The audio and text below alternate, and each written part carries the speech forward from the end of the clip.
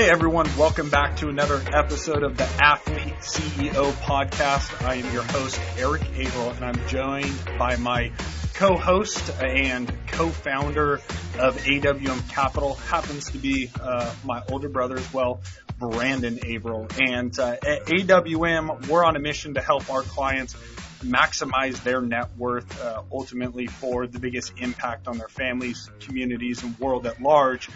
And one thing that we believe uniquely is that your net worth is not just your financial capital, but really believe that the biggest driver of your net worth is actually your human capital. And that's what this podcast is all about is how do we maximize, increase, and monetize your human capital? And our guest today, we are fired up to have a conversation with him because this is what he specializes in. He is, yes, a sports attorney. He's negotiated over $1 billion of NFL contracts. But what we're going to focus on is the things that he's learned over 30 years of being the closest to these elite athletes is what is the pro mindset? What separates those that end up accomplishing what they should and then those that fail? And so with that introduction, I'd like to introduce Craig Domann to the podcast. Craig, thanks for being on. Erik, thank you so much. I'm excited about being on your show today. Craig, yeah, one of the things we've had this back end conversation of, being in the inner circle of some of the best athletes in the world, we get exposed to the inner workings of seeing what happens when you have certain clients and players essentially outperform what people expect them to do. And then we have the big flops of these high talented, huge draft picks that never really pan out. And that's the conversation the three of us want to have today is, can we distill down what is actually the separator that makes individuals successful? Because whether it's football, baseball, the PGA, or in the boardroom, these skill sets transfer in these conversations do. So I'd just love to hear your general thoughts as we lead into that conversation. Outstanding. Erik, here's the thing, in representing a lot of players, having over 100 draft picks, you start seeing patterns of behavior, patterns of thought. You start seeing guys that, regardless of what the NFL teams think they might be, you have an idea that they're going to be more than that or less than that. And in doing my own podcast and interviewing over 100 and some former athletes, GMs, coaches, and those types of guys, what I've learned is that there's 7 key ingredients that if you have all 7, you got to have all 7. If you've got 6, the 7th one's going to trip you up at some point in time. It's just a matter of time. And those things are, you've got to believe in yourself. You've got to have passion for your sport. You've got to know what your why is. You've got to have your motivational factor. You've got to have outstanding habits. I'm reading the book Atomic Habits right now. It's phenomenal. It's right up my wheelhouse for what these players need. You've got to be a hard worker. You have to have a lifestyle that's consistent with your dream. And then after you have those 6, the most important thing that everyone sees is how you perform. What is your competitive performance? Can you do it in the clutch? Can you do it on Sunday afternoons? Can you do it on Monday nights, whenever your games are? Because the guys that have all 7 play for as long as their bodies will last. The guys that don't have all 7 don't. Yeah, I think we'll dig into all 7 of those because I think there's so much gold there. I wish you could have seen Erik's fist pump when you mentioned Atomic Habits. It's pretty much required reading around our parts. So we couldn't agree with you more on that. I'd love to maybe just start there. Habits, as we think about athletes and who's successful, or we even move it over into the business world, who's successful, I think it is the development of those habits. A lot of times as athletes, those habits are created for us, but I think the true separator, right, is that self-starter. We see this with people that come to work for us. The people that are really successful are the people that know how to set those habits for themselves, and those habits aren't set by other people. Love to just hear you dig into that. What's been your experience as you've seen successful athletes or other people? Do you agree with that? Do you disagree with it? I'd love to hear your insight. Okay, Brandon, here's how I look at it with an NFL guy. So there's different seasons in a professional athlete's year. and he's got to have different routines for each season. And so I would say there's 4 primary seasons. The first one is getting ramped up before training camp or spring training in baseball. The second one is actually training camp or the spring training. Third one is the regular season. And the fourth one is your downtime. But you just can't walk away from your sport. You got to have good habits during that time as well. And so one of the things that Atomic Habits talks about is that you can't change your habits without changing your identity. Well, in my pro mindset, part of belief, it has 2 parts. Your identity. How do you see yourself? And the second part of it is the confidence that you have in the skills that you have. And so both of those are different, but they both kind of manifest into your belief, which also kind of reflects in your body language and how you talk, how you act, how you interface with people. So getting back to the habits, though, the key question is, what are good habits, and then how do you modify them if you don't have good ones? So I'm going to hit on those real quick. Great habits are always taking care of the number one asset you have, which is your body. So for NFL guys, it's having a pit crew, having a massage therapist, having a stretch guy, having a mental coach, all these things, having an MAT, having an ARP, having a chiropractor, having anybody and everybody that can help you be at your prime time level on game days. And then the second part of that question was, how do you modify them? Well, in the NFL, there's 2 ways to do it. One is to find a veteran that's played for more than 12 years. Any dude that's in the locker room that's played for more than 12 years has figured it out. They know what it takes to take care of your body. They know the routines you need to have week in, week out to make sure not only your body's right, your mind's right. You're prepared for your opponent. And so that's one way to do it. And the second way is change who you are. Change how you think of yourself. If you're always getting to team meetings early in the morning, right on time, you got to change how you think, what your identity is about being on time, because if you don't, it doesn't matter if it's year 5 or year 8 or year 12, you're going to struggle getting there on time. You've got to modify that so you can actually be 15 minutes early. I think that's great advice. I mean, the whole theme of this, I think, is just screaming human capital. How do we maximize that human capital? We talk a lot about that with our clients. It's the greatest driver of net worth. And if you're focusing on those things, creating those habits, I think that's, just such great advice. And I'd like to even expand a little bit further on finding a mentor, finding the guy that survived 12 years, because I think most of us, and I've never been in an NFL locker room, but talking to Zach, who now works with us, you survived 12 years. You've certainly survived, and you've had that game plan for it. But in any walk of life, right, I think we learn so much from those that have come before us, how to go about our business. What would you advise somebody beyond just the guy that's been there for a long time? What would you say, somebody should look for in a mentor, but then maybe even more importantly, in your mind, what's it look like to be a good mentee? Because I think people forget about that side of the equation is you got to give something back in that process as well. Great question. One of the things that your clients should do is get on the phone with Zach Miller and find out what he did. Find out what he didn't do that he wished he would have did. Sometimes the most prophetic voices are the guys that are done. They've hung up their cleats. Do you know how often Zach's gone to bed at night second guessing himself on what he could have done or what he should have done that might have prevented the injuries that he had? Because there are guys that were in his draft class in 2007 that are still playing today.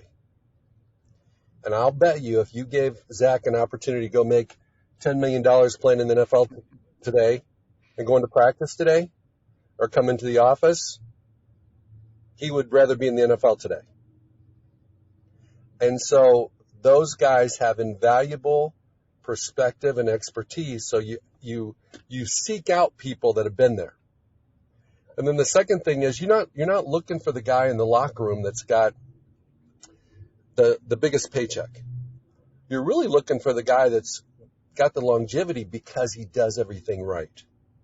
And everybody knows he doesn't have the most athleticism, but he's still there. That's the guy you want to gravitate towards, because he wouldn't be there but for the fact that he does everything right. Yeah, I really love that feedback, and something that resonates with me is talking about the ownership of your career. I think one thing, both Brad and I are former professional athletes, and whether these were mistakes we made or we saw our teammates make, is so many individuals just kind of show up. It's, hey, I've made the team, or I've been drafted, and it's more of a reactive day, as opposed to hearing conversations, talking to Zach, on a previous episode, we had Dana Cavalier, who was with the New York Yankees and watched Derek Jeter work and watched a lot of these, as saying, who were the pros? It was not that they were always necessarily the first one to leave, or the first one to show up and the last ones to leave, but they knew what they were doing. They had an effective game plan. There wasn't a lot of wasted minutes. There was a lot of intentionality and understanding the professionalism and the opportunity and taking advantage. You said this on a previous podcast. You have to take advantage of the biggest opportunity during the biggest opportunity, because it doesn't matter once the doors are shut. One thing I want you to expand on is, how do you actually go about changing the way you think about yourself? How do you change your identity, the thing that James Clear references in Atomic Habits? Man, I would own an entire country if I had the answer to that question. So good. Right, Bear? I mean, okay, so here's where I really think it starts. I think it starts with your identity in your creator. It's a faith element. If you don't change or understand where you are with respect to your faith and why you're here in 2020, and you got the parents you got, and you got the wife you got, and the kids you got, whatever the situation may be, it's hard to really change your identity without understanding what that is. And I'm not here to say what it should be, but you got to figure it out. Okay? Once you have your faith component figured out, then it's easier to kind of go, hey, if I think of myself as this, I'm going to bring this into my world. I'm going to attract. It's a law of attraction.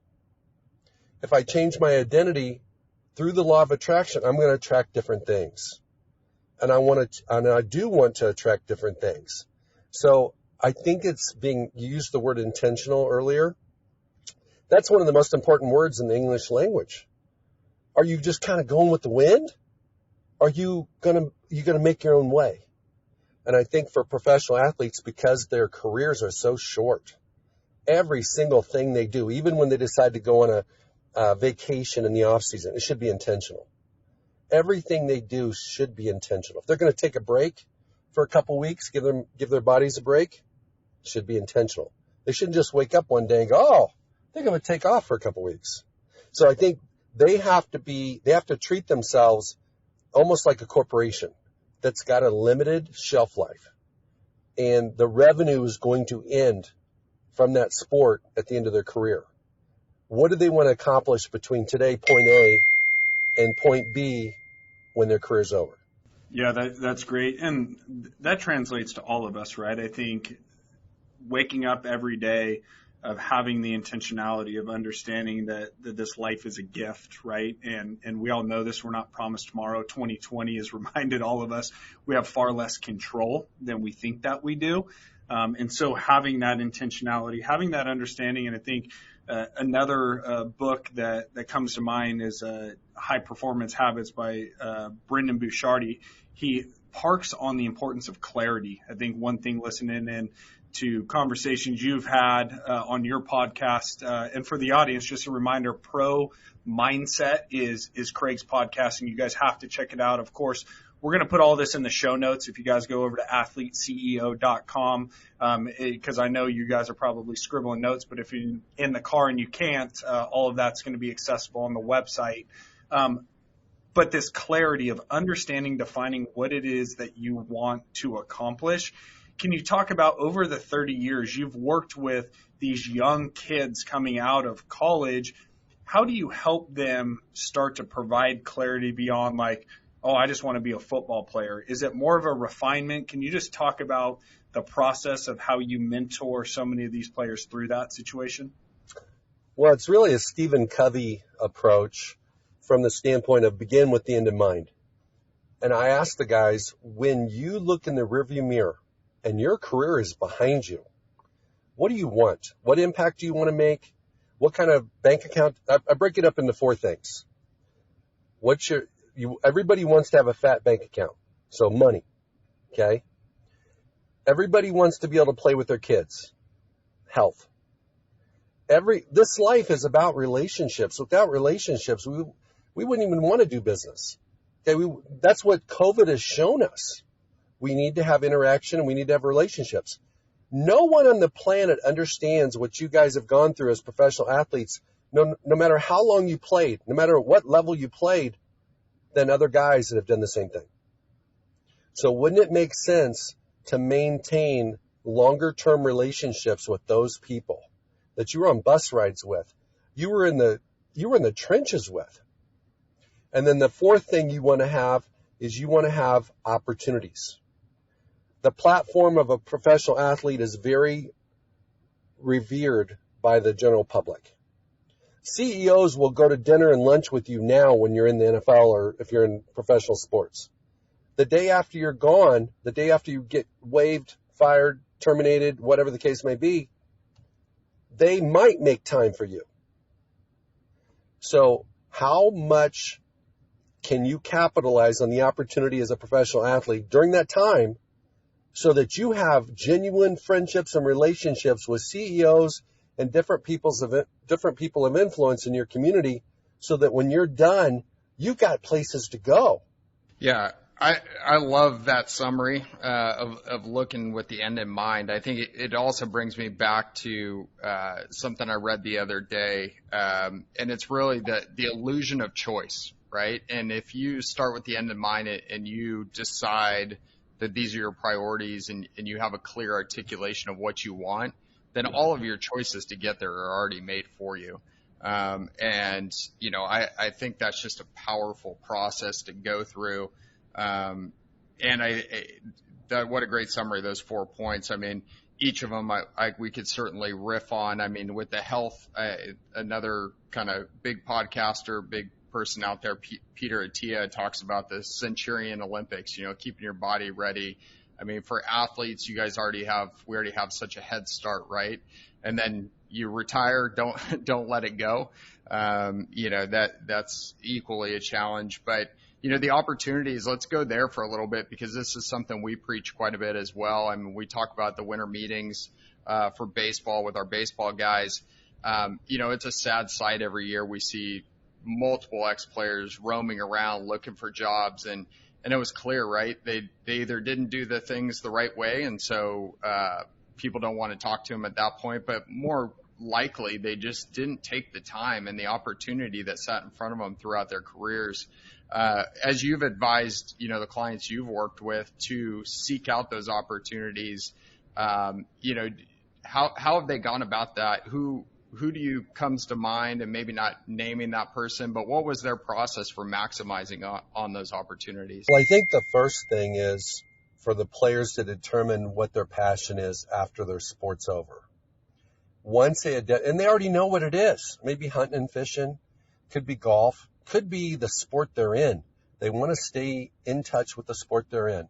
As a scout, as a coach, some, you know, maybe in administration. And then after they identify and recognize what they want their career to look like when they're done, then go set up. I think the best thing to do is to reach out and set up lunches. And today that's difficult with COVID, but set up phone calls, because they learn things they didn't expect to learn. they find out the impact that they could have, that they're not even fulfilling all the potential impact they could make. And they may be sitting down with a 43-year-old man who's a CEO of a company that's in an industry they would love to be in. Next thing you know, they get hired away when their career's over by that company, by that guy. And so it's, the players that I've had that have done a great job, they just knew what they wanted to do. And then they had the courage to reach out to people, because everybody's reachable with social media, LinkedIn, whatever it is. We could get to Trump and Biden tonight if we wanted to. I mean, it's not like it used to be 20, 30 years ago where there were untouchable people. Everybody's touchable today. So there's no excuse. Yeah, no, I think that's great. And Erik, you can jump in here, but I would just say, for those that are listening, look at the resources you have around you as well. If you've got an agent like Craig, or you've got a team like ours, we can help with that process, and we often do with many of our clients. So, reach out cold, absolutely. And then also, we always remind people, be intellectually curious throughout your career. As you're investigating those ways to help improve your process, there's often times that a product or a person is attached to that. So don't just kind of make that quick decision and implement. Think about it, meet the person behind it, etc. So Erik, I know you were itching to jump in there. Yeah, it was just piggybacking off of what you guys are talking about is I think of a previous podcast that we did with Kobe Fuller, a general partner over at Upfront Ventures, talking about is, right, your network really is your net worth. And we see a really cool example up in the venture capital community of seeing NFL players that have taken advantage of exactly what we're talking about. Ryan Neese, played 7 years in the NFL, and really building off maybe the shoulders of his dad, Ronnie Lott. But the relationships that they've built up in the Valley are incredible. And, this is where I would tip my cap to so many of the NFL players, is we've been up there. There's these educational days that, because of your NFL career, your MLB career, your PGA career, you get to go hang out with David Crane from Google Ventures, or you get to get access to some of these startup companies that none of us could just walk through the doors. And so I think the opportunity is absolutely huge. One of the things I'd love to hear your thoughts on, Craig, is being someone who's been in the inner circle over the years, and something that struck us of a conversation we were just having offline was, one of the downsides of been doing this for 30 years is you made the comment, you can tell very quickly who's going to survive and who's going to thrive. Can you talk about, I think, why you can identify that? What are some of those characteristics? And then kind of some taboo stuff. One of the things we see just in life in general is in the athlete community, there's not a lot of people that are speaking truthfully with them, that are what I would say truly there for their best interest, that they're willing to risk the relationship, speaking truthfully with these young athletes. I just love to hear your thoughts and riff on picking up that conversation of why you can identify so quickly who's got the ingredients. I would say you can tell from two things. One is their time horizon. If it's no different than handling somebody's wealth. If their time horizon is 40 years and there's consistency in their spending habits with that 40 years, you got a winner. But if their time horizon is 40 years, but they're spending their money like it's 4 years, we got a problem. And so where that comes in to play in the NFL is when a guy, all he can think about is getting drafted. He sees that as the finish line. I kind of joke in my head that way back in the day when I graduated from high school, I gave the commencement address for my class, and I learned what the word commencement meant. I thought it meant you accomplished something. And you guys obviously know it means the beginning. That is the draft. It's your entry point. It's not your end. It's It's not going to be the badge on your shoulder that says you've been successful because you were first, second, third, whatever rounder you are. It's, can you build a career once you get there? So when I talk to young prospects and all they can think about is the draft, I mean, that's it. It's like, that's the end. Their career is going to be very short-lived unless they change their perspective, change their identity. And so the other thing that you can notice is their goals. If their goal is to buy their mama a house, that is an admirable goal. But now what? You bought your mother a house. Is there something else? I see there's two types of goals. There's finite goals and there's infinite goals. The guys that have finite goals have finite careers. The guys that have infinite goals, like, hey, I want to make an impact. I want to win championships. I want to create generational wealth for my family. Those don't, you never get there. They're always moving targets. Those are the guys that play for as long as their body will take it. And they generally have very successful careers. Make sense?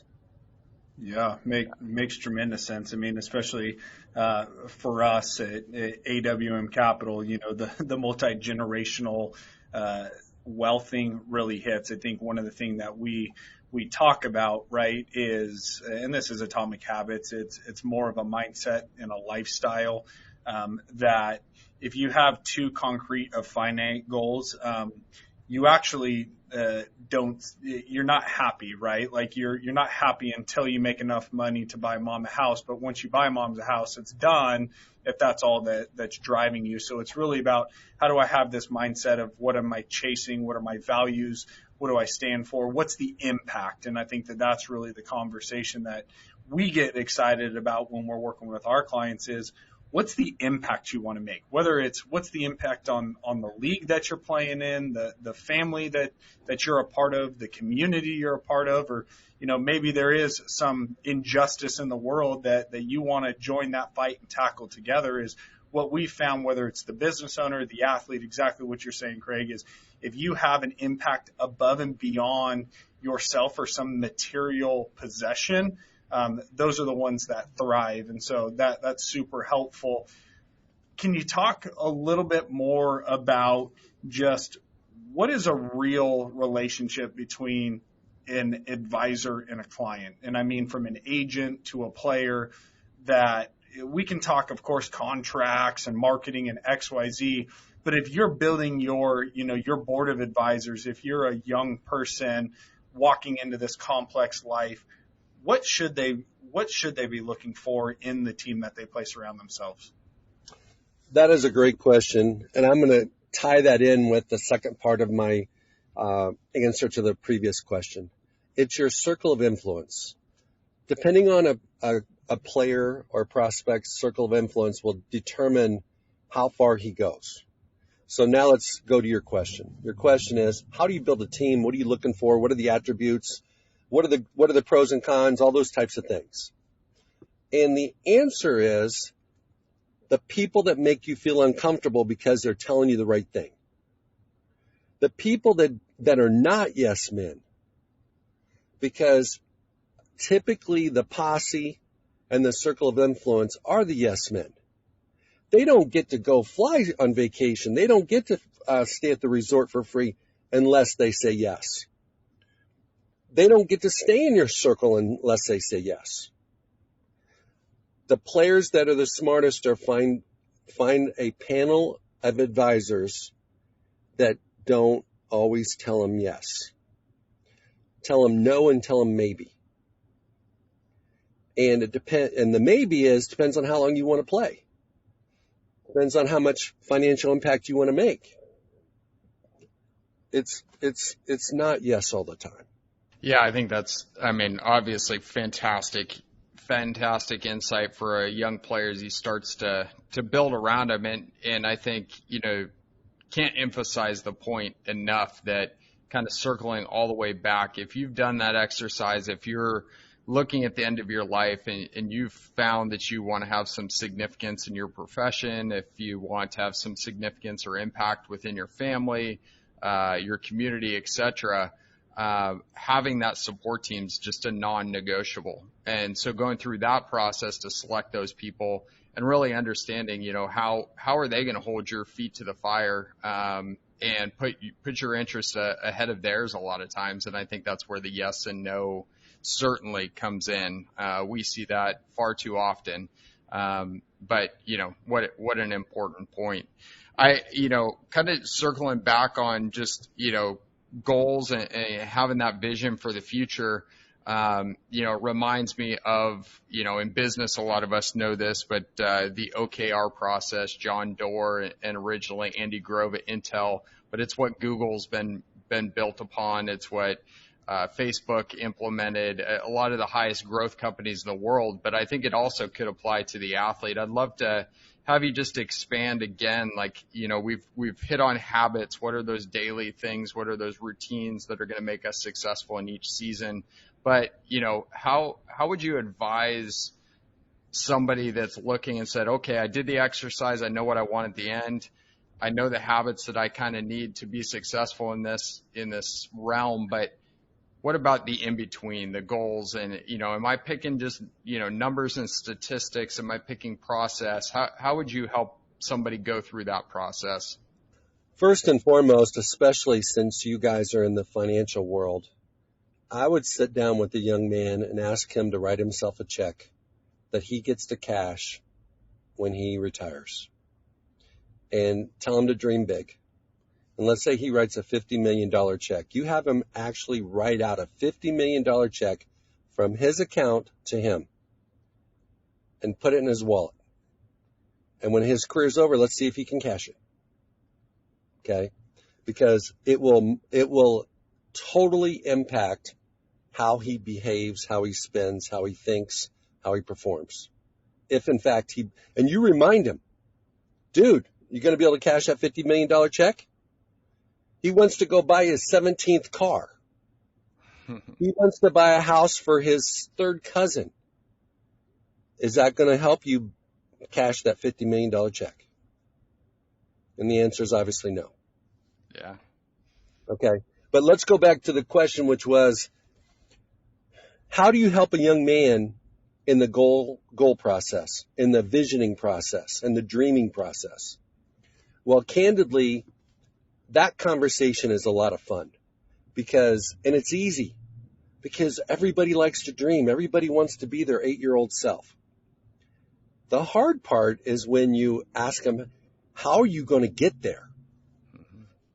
Okay. So if I asked you a simple question like, hey, where's your dream vacation? And where would you say? Just pick a place. Ooh, I've got to go France. I mean, I'm a big wine drinker, so I'd love to go, to the mothership, France. How am I going to get there? Okay. So Teddy and I lived in Paris for 6 weeks during the World Cup. Come on. Yeah, it was so fun. Went to about a dozen World Cup games. But anyway, the question is, how are you going to put yourself in a position so that you can go to Paris or France or wherever in France for a month, take the wife and kids and significant others? And the answer is, that's an expensive vacation. Let's start looking at where you're going to make some sacrifices, because you can't keep doing what you're doing and still, because if you could have already went, you would have. So you haven't gone. You either haven't had the money or the time. So how are you going to make that happen? And so I think that, the thing that just drives me crazy sometimes is we all get 24 hours in a day. Every one of us. And there's days when I get 20 hours worth of work done in 8. And there's days when I get 2 hours of work done in 4. And the question is, can you be effective and efficient? Can you be productive? Can you work on the smart things? Can you delegate? Can you get a team working with you? And so as an athlete, it's the same way. Can you delegate? Do you hire a chef? What's your relationship like with your significant other? Do you have a coach that's Some of the pros have coaches that do advanced scouting for them to give them tips on, hey, what's the offense? Let's say the player's a defensive end. What does the offensive tackle do to tip that it's actually going to be a pass play or run your side? That's over and above what the team's doing. So it's, can you do the little bit extra that makes ordinary the extraordinary? I mean, it's a kind of a, cliche, but it's so true. What little extra things can you do to put yourself in a position to get what you said you wanted? Yeah, it's convicting, right? Whether you're an athlete or not, the time conversation's a really big one. It's I think of Dana Cavalia's comment, you own your schedule, you own your life. That's very true. Or Dr. Robert Cooper, who's one of the top neuroscientists, a really intriguing thing that's convicted us is it's something that his grandfather passed to his dad, and now he tells his kids, is literally asking the question of every minute, whether he goes to a meeting or whether he's playing, his kids are playing video games, X, Y, is asking that question, was that worth investing a piece of my life in? Because it's not some arbitrary thing. It's actually our most finite resource, and we wouldn't be as flippant with our money. And so I think that is super convicting and extremely helpful. Craig, we've loved this conversation. I want to be sensitive to your time, and this has been super valuable. I mean, for our audience, I want to remind you, go to athleteceo.com. There's been so many great resources mentioned, books here, individuals. We'll make sure that's all linked in the show notes.